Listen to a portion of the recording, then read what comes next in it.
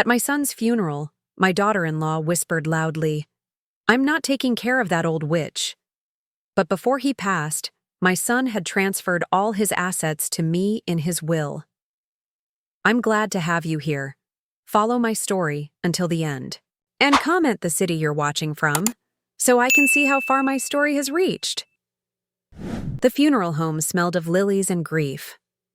I stood beside my son's casket, my hand resting on the polished mahogany, trying to comprehend how Uriah, my strong, vibrant 35-year-old son, could be lying there so still. The doctor had called it a sudden cardiac arrest. These things sometimes happen, even to young, healthy people, he'd said, as if that explanation could fill the Uriah-shaped hole now torn through my life. Friends and family drifted around me in a fog of black clothing and hushed voices. I'd been accepting condolences, for hours, my face frozen in that mask we wear when we're trying not to fall apart completely. My fingers traced the wooden edge of the casket, the last physical boundary between me and my child. Victoria. Mr. Patterson, Uriah's attorney, touched my elbow gently. "When you're ready, we need to discuss some matters." I nodded numbly. Nothing seemed to matter now, certainly not business or legal issues.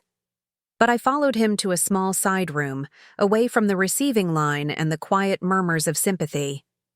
That's when I saw her, Grace, my daughter-in-law, huddled in the corner with her sister. My son had been so in love with her. Even when they'd first started dating 10 years ago, I'd seen the way he looked at her, like she was the answer to a question he'd been asking his whole life. I was about to approach them when Grace's voice, sharper than I'd ever heard it, cut through the muffled atmosphere. "You know they're going to read the will tomorrow, right?" she was whispering, but the acoustics in the room carried her words clearly to where I stood. "I just hope he didn't leave anything substantial to Victoria." Her sister murmured something I couldn't hear. "I know, right? I mean, I'm his wife. Everything should come to me." Grace's voice dripped with a bitterness I'd never heard before. "I've spent 7 years with him, putting up with his mother constantly being around, giving opinions on everything from our house to how we should raise the kids." I froze, my hand still on the doorframe. "What if she expects to move in with you now?" her sister asked. Grace laughed. Actually laughed, here at my son's funeral. "I'd rather die. I mean it." Her voice dropped even lower, but in the quiet room, I could still hear the venom in her words. "I'm the one who has to pick up the pieces now. I'm the one who has to raise our children alone. I'm sure as hell not going to care for that old Megara, too." The room spun. Old Megara. Was that how she'd seen me all this time? The meddling, domineering mother-in-law? I'd tried so hard to be respectful of their marriage, to only offer help when asked. I'd watched my grandson 2 days a week so Grace could continue her part-time job. I'd brought meals when Uriah had to work late. I'd thought we had a good relationship. The key? "Reading will be tomorrow at 10 a.m., Mr. Patterson was saying, unaware of what I'd just overheard. "I wanted to prepare you, Victoria. Uriah made some changes to his will recently."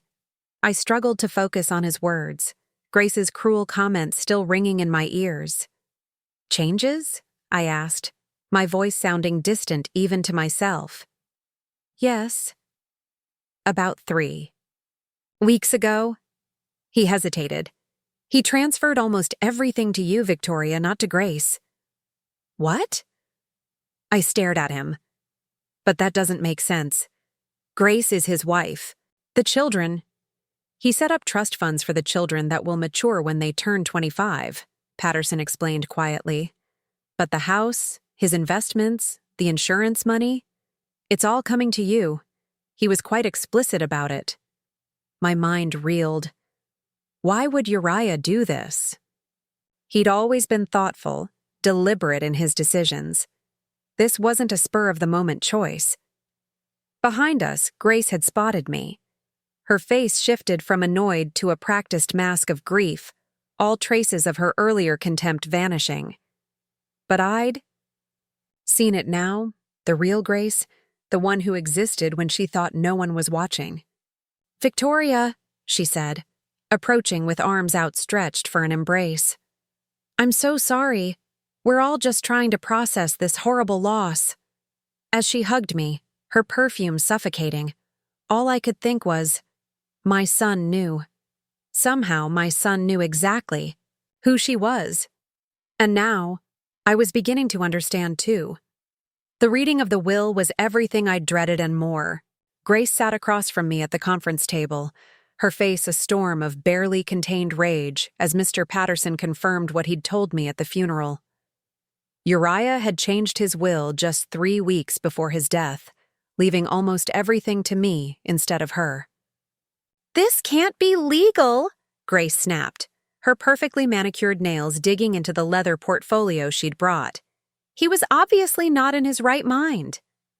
"I assure you, Mrs. Carson, your husband was of sound mind and body when he made these changes," Mr. Patterson said, his voice carrying the practiced calm of someone who'd weathered many family disputes. He was quite adamant about his decisions. The drive home afterward was a blur. Grace had stormed out of the office, refusing to speak to me. Part of me wanted to reach out, to try to understand, to maintain some connection to my grandchildren, but the memory of her words at the funeral, "I'm sure as hell not going to care for that old Megara," kept me silent. 3 days later, I stood in Uriah's home office, surrounded by the remnants of my son's life. Grace had reluctantly given me the key, claiming she couldn't bear to sort through his things yet. The house felt hollow, abandoned, though Grace and the children still lived there. They'd gone to stay with her parents for a few days, giving me space to collect Uriah's personal effects. I ran my fingers along his desk, remembering how he'd sit here on Sunday afternoons when the children were napping, working on whatever project had captured his imagination that week. The leather chair still held the impression of his body. That's when I noticed the drawer, slightly ajar, with a small key still in the lock. Uriah had always been meticulous about security. He wouldn't have left it unlocked unless... My hands trembled as I pulled the drawer open. Inside was a thick manila folder labeled simply "Financial Records." I shouldn't pry, I thought. But something compelled me to open it. What I found inside made my blood run cold. Credit card statements, loan applications, bank notices, dozens of them, spanning the last 2 years. And paper-clipped to the front was a handwritten note in Uriah's neat, precise handwriting. "Mom, if you're reading this, I'm so sorry. I should have told you sooner." Tears blurred my vision as I sifted through the documents. The story they told was devastating. Grace had been systematically draining their accounts for months, maybe years. Cash withdrawals at casinos, online gambling sites, luxury purchases returned for cash. And loans, so many loans, taken out in Uriah's name, some with interest rates that made me gasp. "Oh, Uriah," I whispered, my heart breaking all over again. "Why didn't you tell me?" As if in answer, a small USB drive fell from between the papers. I plugged it into Uriah's computer and found a single video file dated just 3 weeks ago, the same time he'd changed his will. My son's face filled the screen, looking tired but resolute. "Mom," he began, his voice sending a fresh wave of grief through me. "If you're watching this, then things have probably gotten worse with Grace, and you're finding out everything the hard way. I'm sorry for that." He ran a hand through his hair, a gesture so familiar it made my chest ache. "I discovered Grace's gambling problem about 6 months ago. At first I thought we could work through it. I got her into therapy, set up separate accounts. But it's deeper than I initially realized." He sighed heavily. "Last week, I found out she's been taking loans from some unsavory characters, people who don't exactly follow legal collection practices." My hand covered my mouth in horror. "I'm changing my will today," he continued. "If something happens to me, you need to be protected. The house, the investments, they need to go to you. You'll make sure the kids are taken care of, I know that. Grace. His voice broke. I love her, Mom. I still do. But I can't trust her with our future anymore. The video ended, and I sat in the gathering darkness of his office, the pieces finally falling into place. The sudden cardiac arrest that took my athletic, health-conscious son, the mysterious changes to his will, the venomous way Grace had spoken about me at the funeral. Had the stress of Grace's betrayal contributed to his heart attack? Or was there something even more sinister at play? A noise from the front of the house startled me. Footsteps in the hallway. Grace was back. I quickly closed the computer and gathered the documents, slipping them into my bag. Whatever was happening here, I needed to be careful, for my safety, for my grandchildren's future, and for Uriah's memory. Victoria? Grace's voice called out, honey-sweet and completely at odds with the woman I'd glimpsed at the funeral. Are you still here? I brought dinner. I took a deep breath and stepped out of the office, clutching my son's secrets close. I was just finishing up, I said, forcing a smile. How thoughtful of you to bring food. Her eyes flickered to my bag, then back to my face, her smile never reaching her eyes. Well, we're family, aren't we? We need to stick together now more than ever. As I followed her to the kitchen, one thought crystallized in my mind. My son had tried to protect me. Now it was my turn to protect what he'd left behind. 2 months after Uriah's funeral, my world had shrunk to the size of my living room. The phone rarely rang anymore. The invitations to community events had stopped coming. My weekly bridge club had regretfully informed me that they were restructuring the groups, and somehow, there wasn't room for me anymore. I knew who was behind it all. Grace had always been popular in our small community, charming, beautiful, and skilled at presenting herself as the perfect wife and mother.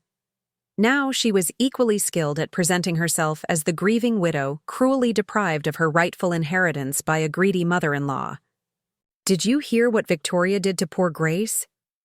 I'd overheard Mrs. Pembroke whispering to another woman at the grocery store last week.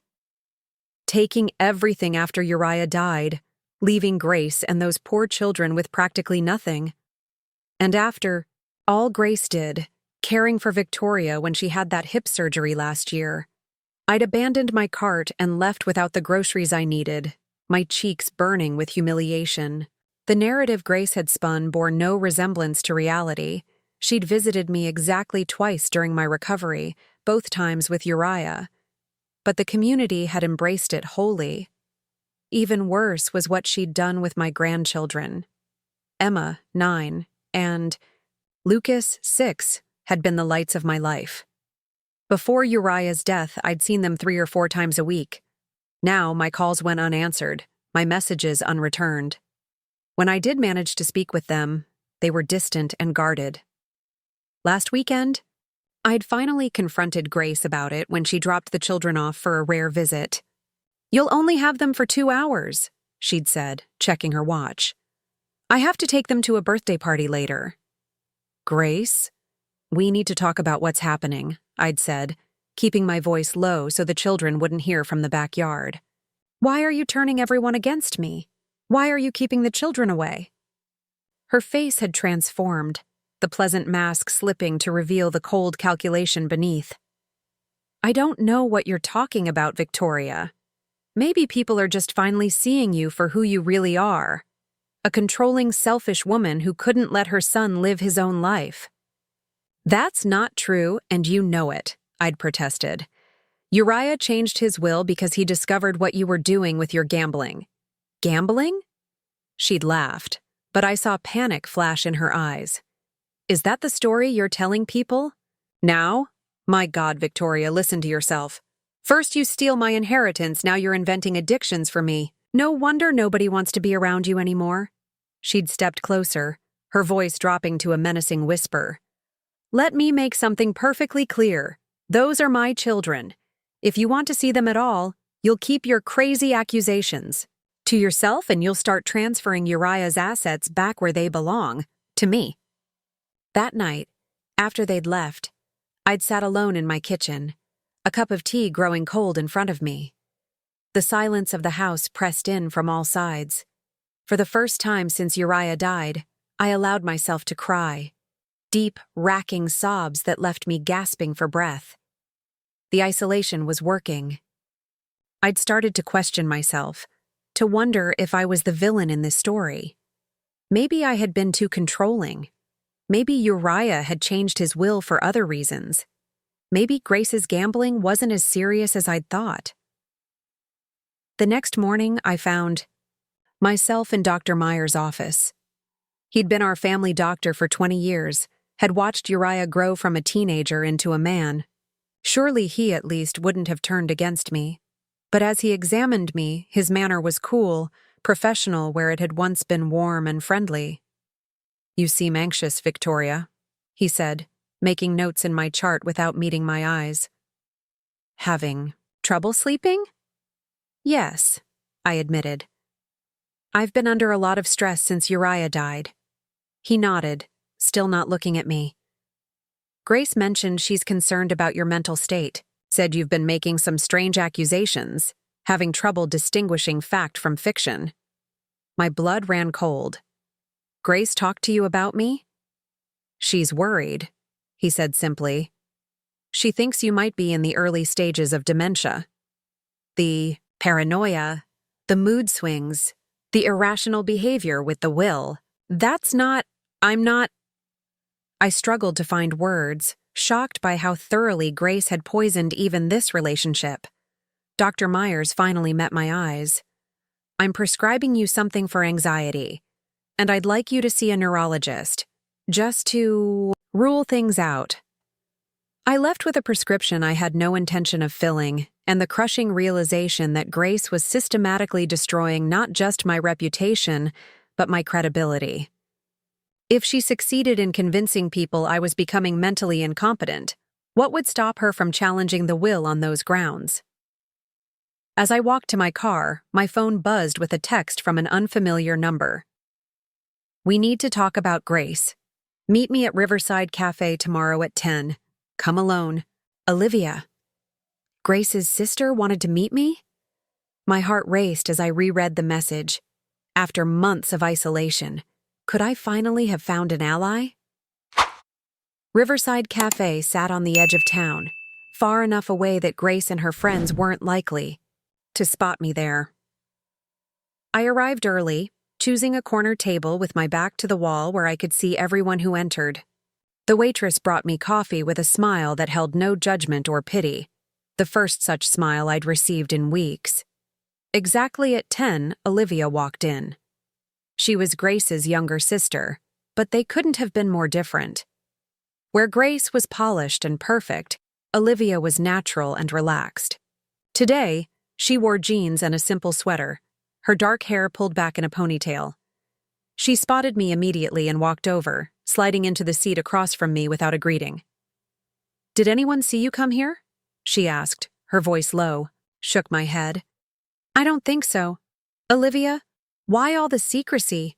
What's this about?" She took a deep breath, fidgeting with the paper napkin in front of her. "I've been wanting to talk to you since the funeral, but Grace watches me like a hawk. She knows I've never approved of how she treats people." The waitress approached, and Olivia ordered coffee, waiting until we were alone again before continuing. "Victoria, I need you to know that I believe you. About everything, the gambling, the loans, all of it." My hands trembled as I set my cup down. "You do? But how?" "Because I've seen it before." Olivia's expression hardened. "This isn't the first time. Grace has done this. Before she met Uriah, she was engaged to a man named Derek. Wealthy family, good prospects. She nearly destroyed him financially before his parents intervened." A dull roar filled my ears as Olivia continued, explaining how Grace had exhibited these patterns their entire lives, finding vulnerable people, charming them, then exploiting them for her own gain. "Our parents enabled it," Olivia said, disgust evident in her voice. They thought her beauty and charm were her gifts, and they should be used to secure her future. They encouraged her to find wealthy men, to do whatever it took to maintain a certain lifestyle. But she seemed to love Uriah, I protested weakly. They appeared happy. Olivia's smile was sad. Grace is an excellent actress, and maybe she did love him in her way. But when she loves something, she consumes it. She takes and takes until there's nothing left. She reached into her bag and pulled out a small notebook. I've been documenting everything. The lies she's told about you, the way she's manipulated the children, the community. She told our parents you were abusive to Uriah throughout his childhood, that you controlled him with money. The injustice of it hit me like a physical blow. Why would she say these things? Because she's desperate, Olivia said simply. Whatever Uriah discovered, it must have been bad. Really bad. She needs that inheritance, Victoria. Not just for the lifestyle, but to cover her tracks. What tracks? I asked, a chill running through me. Olivia hesitated. I don't have proof, just suspicions. But I think some of the people Grace borrowed from aren't just loan sharks. I think they might be connected to more serious criminals. The cafe suddenly felt too small, too exposed. Are you saying? I'm saying you need to be careful, Olivia cut in. Grace isn't just spreading rumors to be petty. She's methodically destroying your credibility because she's afraid of what you might discover. The dementia story? Classic Grace. She did the same thing to our grandmother when the old lady caught her stealing jewelry. My mind raced, connecting dots I hadn't seen before. The way Dr. Meyers had looked at me. The community's sudden rejection. The children's strange behavior. She's gaslighting me, I said, the term coming from an article I'd read years ago. Making me doubt my own sanity. Exactly, Olivia nodded vigorously. And she's good at it. She's had plenty of practice. I thought of all the months I'd spent questioning myself, wondering if I really was the villain in this story.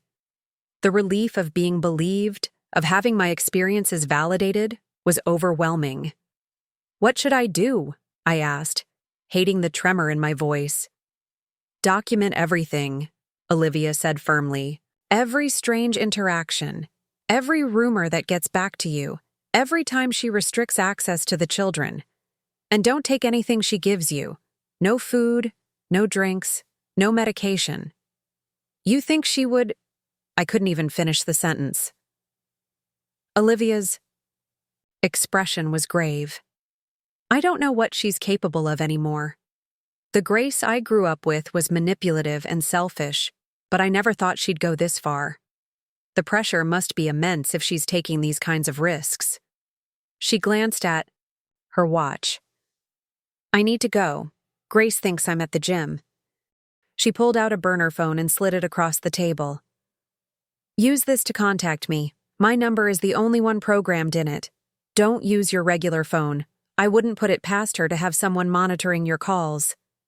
As she stood to leave? She hesitated, then reached out and squeezed my hand. You're not crazy, Victoria. You're not the bad guy here. Remember that. After she left, I sat for a long time, clutching the phone she'd given me like a lifeline. For the first time in months, I felt a spark of something I'd almost forgotten. Hope. That evening, as I sorted through more of Uriah's papers, I found something I'd missed before. A small key taped to the back of his desk drawer with a note that simply said, Storage Unit Number 17, Main Street Lock and Key. Whatever Uriah had discovered about Grace, whatever had prompted him to change his will so drastically, the evidence might be sitting in that storage unit. Tomorrow, I would find out what my son had been hiding, and what Grace was so desperate to keep buried. As I held the key in my palm, a strange calm settled over me. The fog of grief and confusion was lifting, replaced by a clear sense of purpose. Grace had underestimated me, treating me like a helpless old woman she could easily manipulate and discard. She was about to discover just how wrong she was. Main Street Lock and Key was a nondescript building on the edge of downtown, the kind of place you could drive past 100 times without noticing. The morning air was crisp as I pulled into the nearly empty parking lot, clutching Uriah's key in my hand. My heart pounded with anticipation and fear. What would I find inside? The facility manager barely glanced at my ID before directing me to Unit Number 17, a small storage space at the end of a dimly lit hallway. The lock turned with a satisfying click, and I pulled up the rolling metal door. Inside, neatly organized and labeled, were dozens of boxes. But what caught my eye immediately was a large whiteboard propped against the back wall, covered in Uriah's precise handwriting. It was a timeline, stretching back 3 years, documenting Grace's activities in meticulous detail: cash withdrawals, casino visits, online gambling accounts, unexplained absences. Each entry was annotated with dates, amounts, and sometimes photographs. "Oh, Uriah," I whispered, tracing my fingers over his handwriting. "You were investigating her." One box was labeled simply evidence. Inside, I found bank statements, credit card bills, loan documents, all carefully organized. But it was the USB drive at the bottom that made my hands shake. I slipped it into my pocket, knowing I needed to review it somewhere private. The storage unit contained something else: a leather-bound journal. The first entry was dated 3 years ago, just after Emma's 6th birthday. The final entry was dated 4 days before Uriah's death. "I confronted Grace today," the last entry read. "Showed her what I've found. She denied everything at first, then became hysterical. Says I don't understand the pressure she's been under. She's right. I don't understand how anyone could gamble away our children's future, could put us in debt to the kind of people who make threats. She begged me not to tell anyone, especially not Mom. Said she'd get help, that we could work through this. I want to believe her. For the kids' sake, I need to believe her. But I've changed the will today, just in case. If anything happens to me, Mom will make sure the kids are protected." Tears blurred my vision as I closed the journal.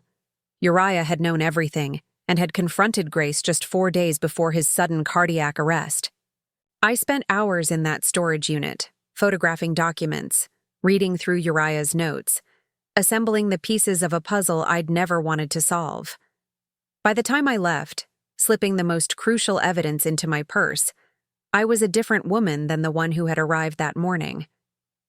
The fog of grief and self-doubt had burned away, replaced by a cold, clear purpose. Grace had to be stopped, not just for me, but for my grandchildren. That afternoon, I called Olivia from the burner phone. "I found Uriah's evidence," I told her, my voice steadier than it had been in months. "It's worse than we thought. I think Grace might have had something to do with Uriah's death." Olivia's sharp intake of breath was audible. That's a serious accusation, Victoria." "I know, and I can't prove it. Not yet. But Uriah confronted her about the gambling just days before he died. And look at how systematically she's worked to discredit me since then. She's terrified. I'll discover the truth." "What are you going to do?" Olivia asked. "Fight back," I said simply. "Will you help me?" 2 days later, Olivia and I met with Dr. Carlson, a respected neurologist in the next town over, someone with no connection to Grace or her social circle. I underwent a complete workup, cognitive tests, brain scans, the works. "Mrs. Carson," Dr. Carlson said when the results came back, "I can state with absolute certainty that you show no signs of dementia or cognitive impairment. In fact, your mental acuity is exceptional for a woman of any age." I asked for his findings, in writing, which he provided along with a statement addressing the concerns that had been raised about my mental state. Next, I hired a private investigator named Marcus, a referral from Olivia. He was expensive, but with access to Uriah's money, that was no longer a concern. "I need documentation of everything Grace is doing," I told him. "The rumors she's spreading, the people she's meeting with, all of it. And I need to know who she borrowed money from. Meanwhile, I began rebuilding my social connections, starting with Barbara, my oldest friend, who had withdrawn from me after hearing Grace's rumors. "I've missed you," I said simply when she cautiously accepted my invitation to coffee. Barbara looked uncomfortable. "I heard some things, Victoria, about how you treated Uriah, about the will." I slid Dr. Carlson's report across the table. "Grace has been telling people I have dementia. This proves I don't. She's also told people I was abusive to Uriah. I have decades of birthday cards, letters, and photographs that show otherwise." I met Barbara's eyes. "She's destroying my reputation because she's afraid of what I know." Slowly, methodically, I began to reclaim my life. I joined a new bridge club in the neighboring town. I volunteered at the library, where the head librarian, who had never liked Grace, welcomed me warmly. I started a blog documenting my journey as a widow, carefully writing about my grief without mentioning the darker currents beneath. Each small victory strengthened me. Each piece of evidence Marcus uncovered, and there were many, confirmed what I already knew. Grace was desperate, dangerous, and coming undone. The final piece fell into place when Marcus discovered who had loaned Grace money, a man named Vincent Carrera, who had connections to organized crime in Chicago. "She owes him over $200,000, Marcus told me gravely. "And his kind don't extend payment terms." 2 days later, I invited Grace and the children to dinner. It was time for a confrontation, but this time, I would be the one in control. As I set the table that evening, I felt oddly calm. The doorbell rang, and I squared my shoulders, ready to face the woman who had tried to destroy me. But I wasn't defenseless anymore. I had truth on my side, and more importantly, evidence. Game on, Grace. Game on. 3 years have passed since that fateful dinner with Grace. I still remember how she arrived at my house, all perfect makeup and forced smiles, the children trailing behind her. "Grandma!" Emma had cried, running to hug me. At 9, she was still young enough to be openly affectionate. Lucas, at 6, hung back, eyeing me warily, a product of whatever stories Grace had been telling him. Come in," I'd said warmly, ushering them inside. "Dinner's almost ready." Grace had looked around suspiciously, perhaps expecting to see police officers or lawyers waiting to ambush her. Instead, she found only a carefully prepared meal and a grandmother eager to see her grandchildren. The confrontation, when it came, was after the children were settled in the living room with a movie. "I know everything, Grace," I'd said quietly, sliding a folder across the table. "The gambling, the loans from Vincent Carrera, the lies you've spread about me." Her face had drained of color. "I don't know what you're—" "Please don't insult my intelligence," I'd interrupted. "Uriah documented it all before he died. I've found his storage unit." For a moment, genuine fear had flashed in her eyes. Then, her expression hardened. "So what? It's your word against mine. Everyone already thinks you're losing your mind." I'd smiled then, a small, satisfied smile. "Not anymore, they don't. I have a neurological workup proving I'm completely sound. I have statements from your sister confirming your history of manipulation. I have evidence that you owe $200,000 to a man connected to organized crime, and I have all of Uriah's documentation." Her hands had trembled as she reached for her wine glass. "What do you want?" "A truce," I'd said simply.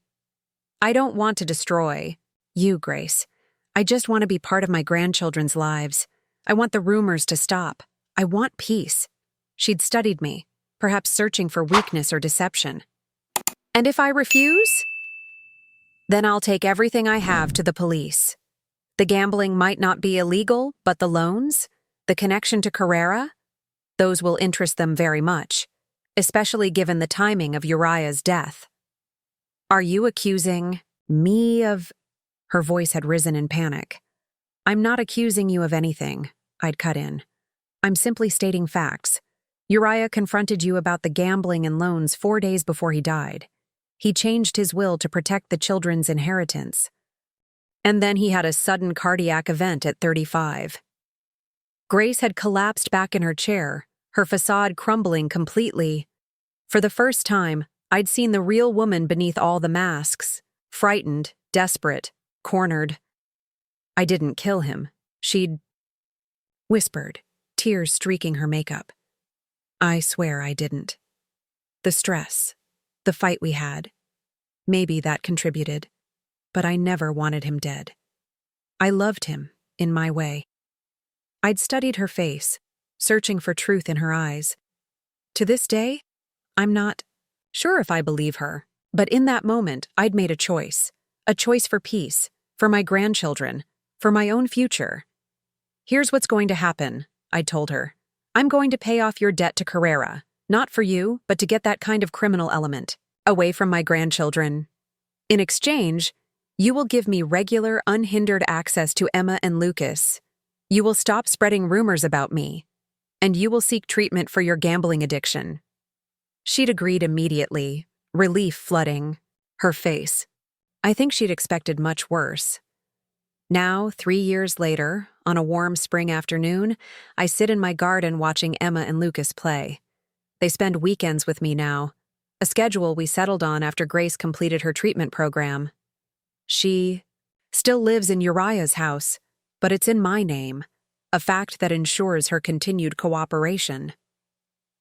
The rose bushes Uriah and I planted together years ago are in full bloom, their fragrance filling the air. I've added new varieties each year, a way of keeping him present in this space we both loved. Grandma, look, Emma calls, holding up a small ceramic pot.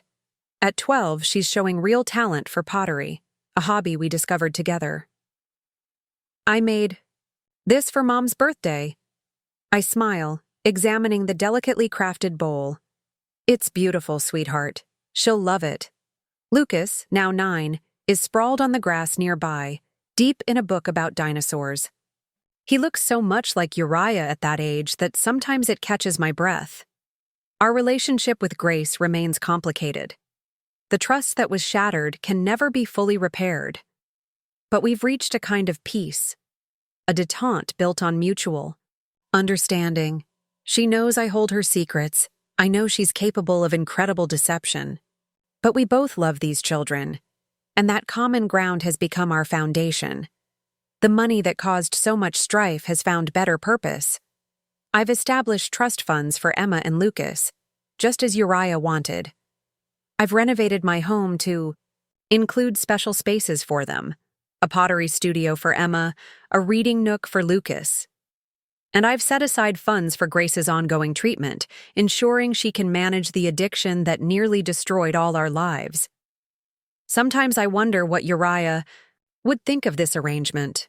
Would he approve of the compromise I reached with Grace? Would he understand why I chose not to pursue the question of his death more aggressively? I like to believe he would. My son was always practical, always compassionate. He changed his will, not out of vindictiveness, but out of love, to protect what mattered most. Last week, I finally fulfilled a promise I'd made to Uriah years ago. We'd always talked about visiting Italy together, exploring the hills of Tuscany, the villages where our ancestors had lived. With Emma and Lucas beside me, I scattered a small portion of his ashes beneath an ancient olive tree, its silvery leaves shimmering in the breeze. "Is Dad happy here, Grandma?" Lucas had asked, his small hand gripping mine. "I think he is," I'd answered, watching as the wind carried the ashes into the Italian countryside.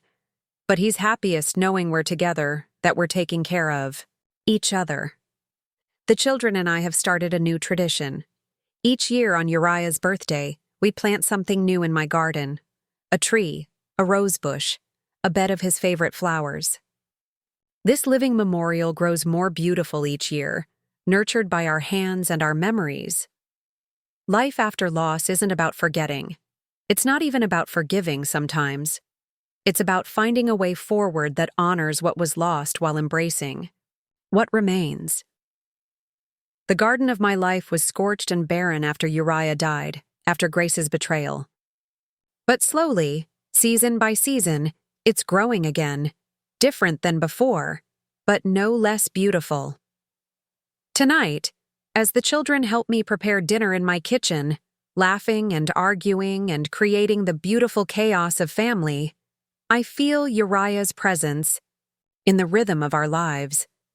He is here in Emma's smile, in Lucas's thoughtful frown, in the legacy of love that no deception could ever truly destroy.